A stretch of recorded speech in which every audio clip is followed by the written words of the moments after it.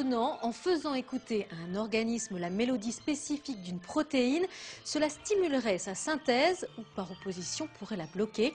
C'est ce que Joël Sternheimer a baptisé une protéodie. Chaque type de plante a donc une séquence différente de notes pour stimuler sa croissance. Lorsqu'elles entendent l'air approprié, elles sont donc encouragées à produire plus de protéines. En revanche, il existe aussi des notes qui inhibent cette synthèse.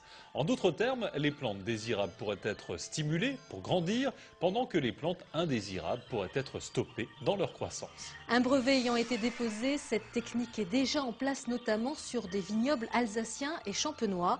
Une protéodie spécifique est diffusée par une installation sonore au milieu des vignes dans le but de lutter contre l'esca, l'une des principales maladies dont souffrent les vignobles. Tous les vignerons sont concernés par cette maladie qui se développe. Dans certains coins, vous avez seulement 1% des pieds affectés, bon, c'est pas dramatique.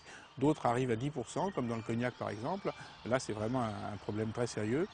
Et nous avons fait la démonstration avec 5 vignerons qu'effectivement, nous arrivons à inhiber la croissance de ce champignon et à stimuler les défenses naturelles de la plante pour l'aider à vivre avec ce champignon.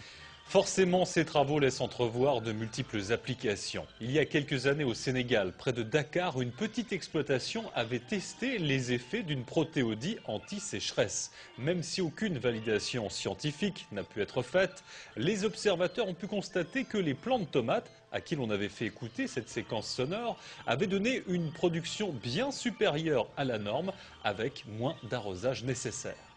Il faut noter qu'en Italie, le professeur Stefano Mancuso, spécialiste italien de neurobiologie végétale, a lui aussi constaté les effets de la musique, ou plutôt des fréquences sonores, sur la croissance des plantes et notamment des vignes.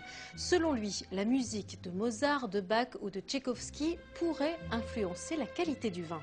Même si certains peuvent contester ces travaux en raison notamment d'un protocole réduit lors des expériences, les résultats sont objectivement concluants et le but recherché atteint. Offrir des alternatives douces à l'utilisation de traitements chimiques, des cultures et aux plantes transgéniques.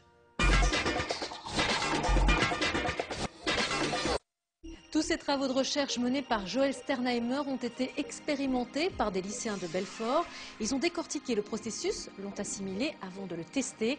Un travail particulièrement remarquable qui peut être visionné à cette adresse. Et cette note de musique est faite écouter à la plante. Les cellules de la plante sont donc capables de recevoir ce signal car elles ont été capables de l'émettre. Enfin, pour celles et ceux qui veulent en savoir plus sur les protéodies, vous pouvez vous rendre à cette adresse, une explication très détaillée réservée aux initiés.